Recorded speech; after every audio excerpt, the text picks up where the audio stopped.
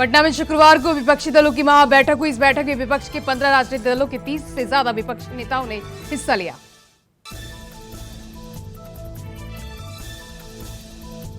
इस बैठक में ममता बनर्जी, अरविंद केजरीवाल, भगवत मान, एमके स्टालिन समेत 6 राज्यों के सीएम और अखिलेश यादव, उद्धव ठाकरे, महबूबा मुफ्ती समेत 5 राज्यों के पूर्व सीएम शामिल हुए।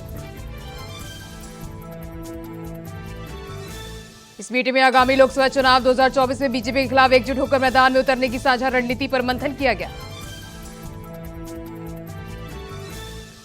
बैठक के बाद ज्वाइंट पीसी में नीतीश कुमार ने कहा कि एक अच्छी बैठक थी जिसमें मिलकर चुनाव लड़ने का निर्णय लिया गया। नीतीश कुमार ने कहा कि अगली बैठक में तय होगा कि कौन कहां लड़ेगा। जो शासन में वे देश के हित में काम नहीं कर रहे हैं, वे सब इतिहास बदल रहे हैं। कांग्रेस अध्यक्ष मल्लिकार्जुन खड़गे ने कहा कि हम सभी एक साथ लड़ने के लिए आम एजेंडे पर आने की कोशिश कर रहे हैं। हम अगली बार 10 से या 12 जुलाई को शिमला में फिर मिलेंगे। कांग्रेस नेता राहुल गांधी ने कहा कि देश बचाने के लिए कांग्रेस बलिदान देने को तैयार है। विपक्ष की बैठक की बड़ी बात, हम सब साथ हैं।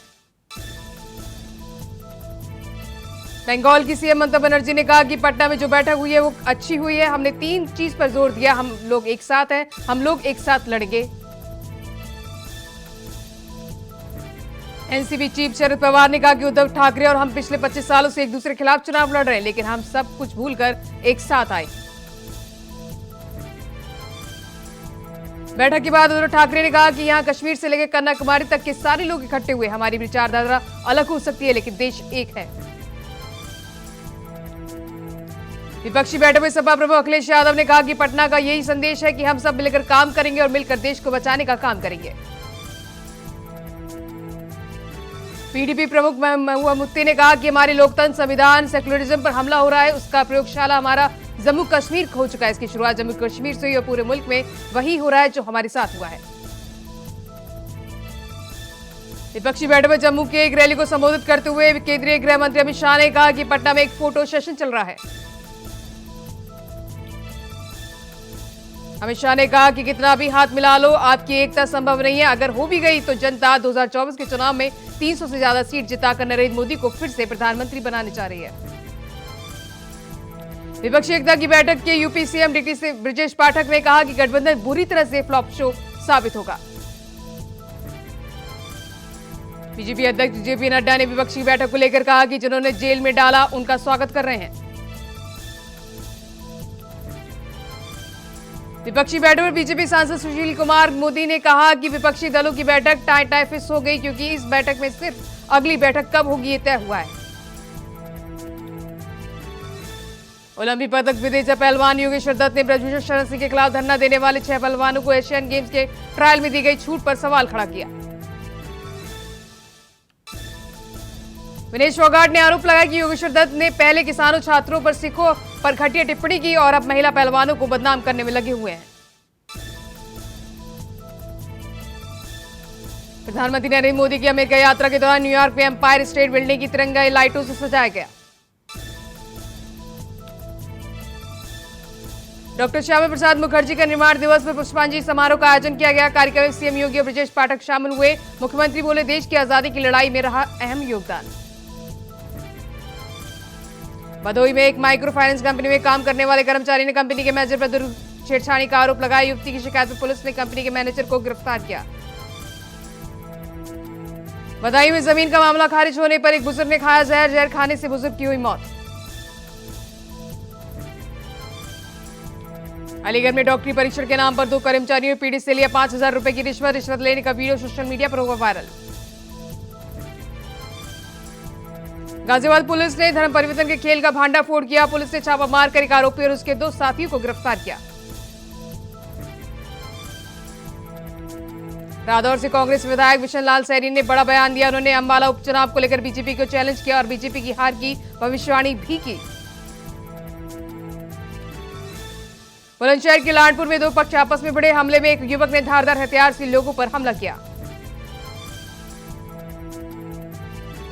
उन्नाव में गहरे गड्ढे में नहाने गए 2 मासूम पानी में डूब गए। एसडीएम ने परिजनों को आर्थिक मदद का आश्वासन दिया। वैशाली नगर विधायक महसिन के निधन पर पूर्व सीएम डॉक्टर रमन सिंह का बयान, कहा उनके जाने से मेरा व्यक्तिगत नुकसान, उन्होंने लंबे समय से पार्टी सेवा की। सूफी संत हजरत ख्वाजा मोहिद्दीन चिश्ती अजमेर शरीफ की शान में मुख्तरकी करने का मामला आया सामने। सोशल मीडिया पर भड़काऊ पोस्ट डाले जा रहे मुस्लिम समुदाय के लोगों ने जताया विरोध। कोटा के इलाके में सफाई कर्मियों चाकू से हमला करने की वारदात को अंजाम देने के मामले पुलिस ने कार्रवाई की, 2 आरोपियों को किया गिरफ्तार। गोपालगंज में पुलिस ने शराब तस्कर को किया गिरफ्तार, मौके पर आरोपी के पास से 205 लीटर विदेशी शराब, 1 बाइक और 9 बरामद किया गया। पटना में महागठबंधन की बैठक से पहले दिल्ली के मुख्यमंत्री अरविंद केजरीवाल को लेकर यूपी कांग्रेस अध्यक्ष लाल खवारी का बेतुका बयान, केजरीवाल को बताया मोदी का छोटा भाई।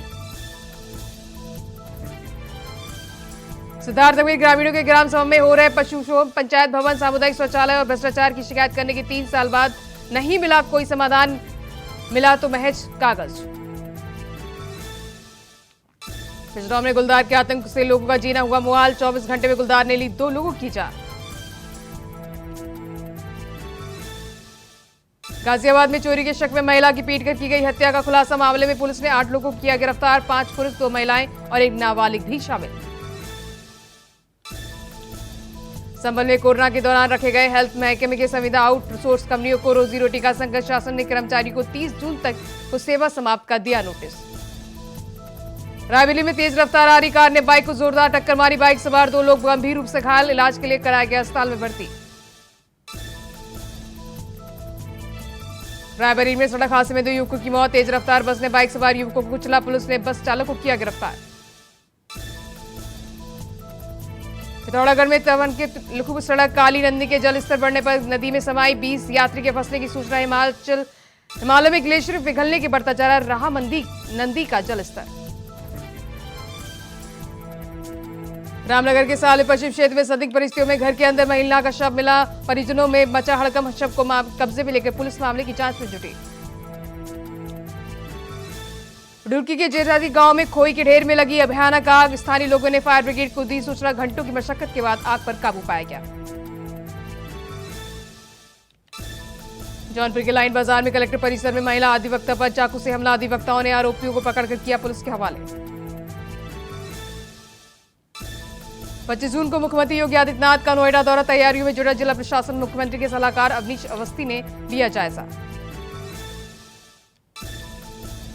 ललितपुर जिले में डंगमार वाहनों की भरमार, खूब ढोई जा रही लैंडिंग गाड़ियों से सवारी, ट्रैफिक व्यवस्था हुई ठप।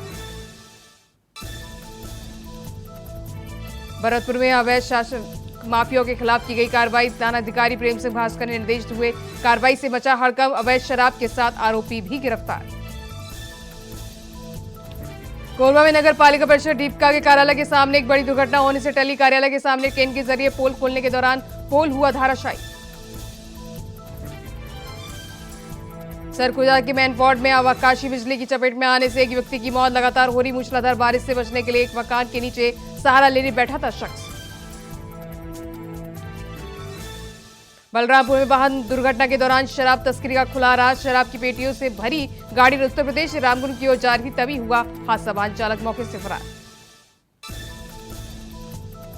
रायपुर में हुआ भीषण सड़क हादसा, तेज रफ्तार कार ने खड़ी टक्कर को मारी टक्कर, कार में सवार 3 लोग घायल, इलाज के लिए कराया गया अस्पताल में भर्ती।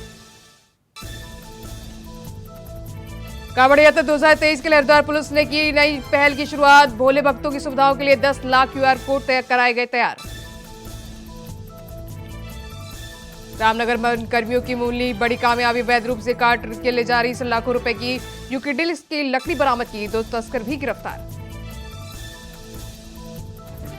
कानपुर में एक ऑटो पार्ट्स की दुकान में लगी भीषण आग, सूचना पर पहुंची दमकल विभाग की गाड़ियों ने दुकान का शटर तोड़कर आग को बुझाया, आग में दुकान का लाखों का सामान जलकर राख। पूर्व मुख्यमंत्री हरीश रावत ने केदारनाथ के गर्भगृह में लगी फ्लैटों के मुद्दे पर भाजपा सरकार पर कसा तंज, कहा केदारनाथ का मामला श्रद्धा से जुड़ा है। नैनीताल के वरिष्ठ पुलिस अधीक्षक पंकज भट्ट ने कैंप कार्यालय में जिले के सभी थाना चौकी प्रभारी को बैठक, इस दौरान बेहतर काम करने वाले पुलिसकर्मियों को किया गया सम्मानित।